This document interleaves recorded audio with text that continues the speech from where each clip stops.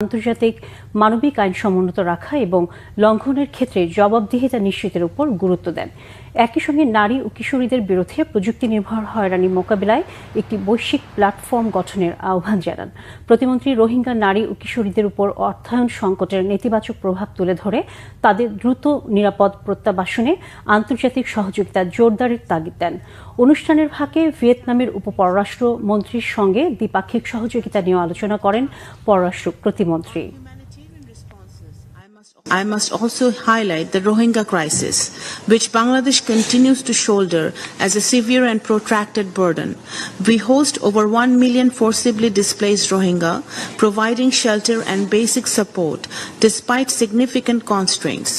This grim reality highlights the need for equitable burden sharing, sustained global support, and ensuring early repatriation of Rohingyas to Myanmar. Let us move together from promises to concrete action.